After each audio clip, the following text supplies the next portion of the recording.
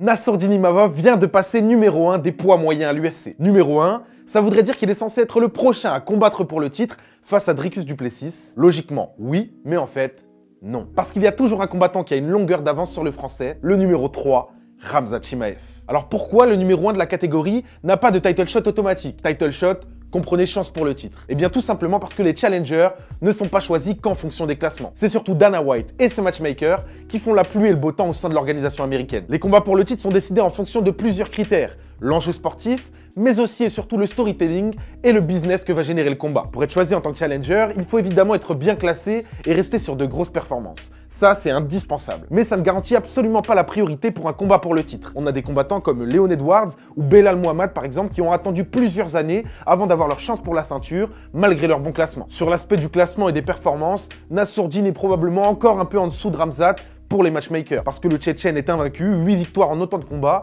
alors que Nassourdine a déjà connu la défaite, et surtout parce que Khamzat reste sur des performances monstrueuses. Contre Kamaru Usman, il a prouvé qu'il était capable de taper du gros nom, et puis sur son dernier combat, il a saucissonné Robert Whittaker en 4 minutes seulement. Alors vous allez me dire, oui mais Imavov, il a mis KO Adesanya. Et c'est vrai, c'est une énorme perf. Sauf que l'UFC, ce n'est pas que du MMA, c'est aussi un business. Après le classement et les exploits sportifs, un autre critère est pris en compte, c'est celui du personnage. Et sur ce point, Khamzat est quasiment imbattable. Parce que c'est une véritable superstar, probablement dans le top 3 des plus gros noms à l'UFC actuellement. Il a du charisme, une aura de guerrier, un style agressif et surtout une hype qui ne redescend jamais. Et puis Khamzat parle peu, mais quand il le fait, c'est pour lâcher ce genre de phrase. Khamzat Chimaev. Hey, so what now?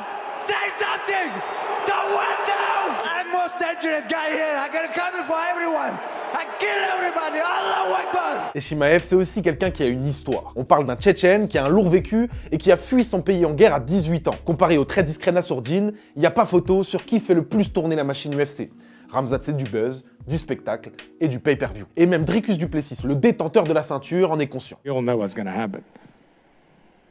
Like, what do you think makes more money, me and Khamzat or me and Imavov? Sauf qu'il y a une faille dans la logique du Plessis. Et Imavov l'a parfaitement mise en lumière sur Twitter. L'UFC, c'est aussi une organisation qui met en avant les meilleurs combattants, peu importe leur renommée.